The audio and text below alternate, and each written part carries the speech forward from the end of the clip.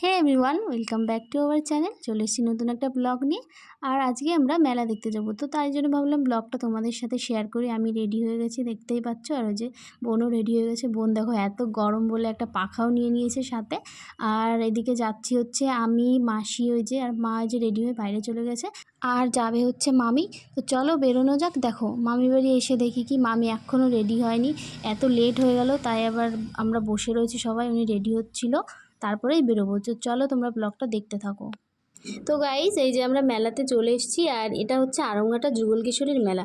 এই মেলাটা প্রায় 1 মাস ধরে হয়, কিন্তু কেন জানি না এবছরে হচ্ছে এই মেলাটা 15 থেকে 20 দিন হয়েছে। তো যাই হোক, তো চলো আমরা প্রায় শেষের দিকে এসেছিলাম, ওই জন্য ভিড়টা একটু কম ছিল। তো যাই হোক, বেশি কথা না বলে চলো তোমাদের মেলাটা ঘুরিয়ে দেখাই।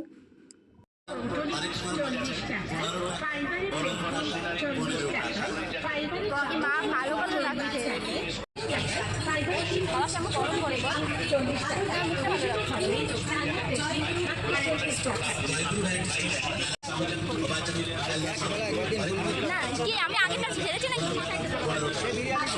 বলছে কি 300 টাকা দিয়ে রেখেছে, বিরিয়ানিটা খাওয়াবি না? বাবা প্রচুর গরম।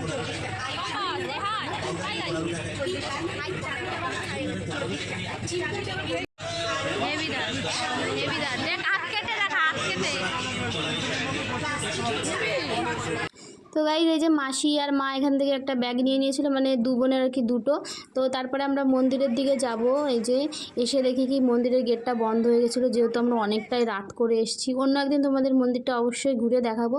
তারপরে এই যে আমরা এই দিকটায় আসলাম, সবাইকে বলছিলাম এগুলো উঠতে, কিন্তু কেউই উঠলো না। তো কি করব, আমি আর একা একা উঠে কি করব।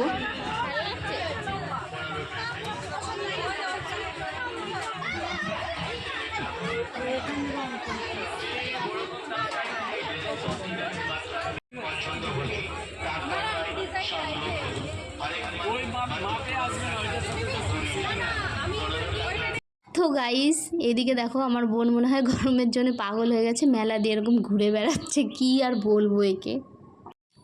তো গাইস, এই টর্চটা দেখতে পাচ্ছ, এটা আমার হাত থেকে খারাপ হয়ে গেছিলো। আমি কোনো কথা না বলে এখানে রেখে দিয়ে চুপচাপ এখান থেকে বেরিয়ে গেছি। তো কাদের কাদের সাথে এরকম হয়েছে মেলায় গিয়ে অবশ্যই কিন্তু কমেন্ট করে বলবা।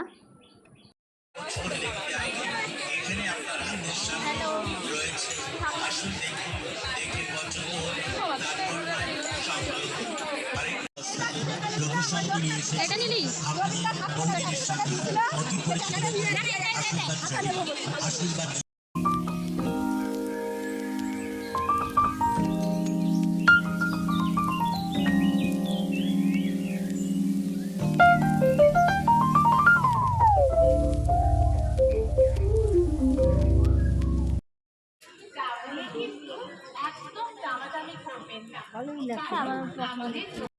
ভাবে তৈরি স্বাস্থ্যসম্মত নিরামিষ মথু।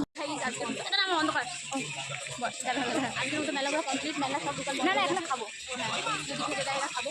চলো যাওয়া যাক, পুরো দোকান সব বন্ধ, লোকজন এদিকে তো পুরো বন্ধ, পড়ে যাবো পুরো। এটা এটা এটা তুই পুরো পুরো তোর সাথে, দেখ তোর বন্ধু নিবি, ওটা কিনে দে।